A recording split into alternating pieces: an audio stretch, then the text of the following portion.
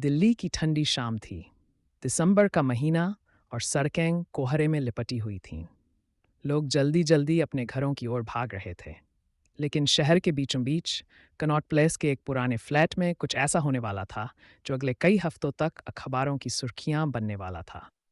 Flat number 3 डॉ रोशन apartment का दरवाजा अंदर से बंद था। भीतर एक आदमी फर्श पर पड़ा था। उसके सिर से खून बह रहा था। उसके पास ही टूटी हुई व्हिस्की की बोतल और एक मोबाइल फ़ोन ज़मीन पर गिरा हुआ था। उसका नाम था राहुल मेहरा, उम्र 22 साल, एक प्रसिद्ध रियल एस्टेट कारोबारी। उसके पास दौलत थी, शोहरत थी और दुश्मन भी कम नहीं थे। थाने में रात के 10:30 बजे फ़ोन आया। सर, कनॉट प्लेस में मर्डर हुआ है। Inspector Arvind Singh, Delhi crime branch के सबसे अनुभवी अफसरों में से एक, तुरंत अपनी टीम लेकर वहां पहुंचे। कमरे में घुसते ही उनकी नज़र सीधे उस मृत शरीर पर पड़ी। उन्होंने दस्ताने पहने, झुककर शव को देखा।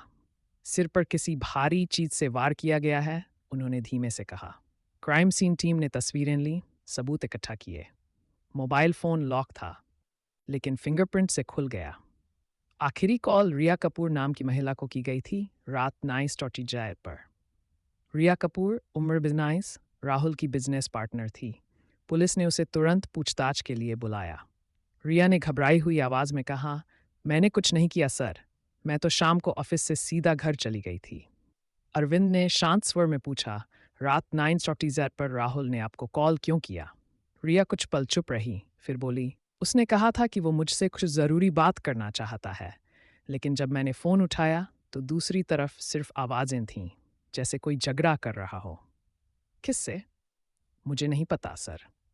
इंस्पेक्टर अरविंद की नज़र उसके चेहरे पर टिक गई। उसे लग रहा था कि रिया कुछ छिपा रही है।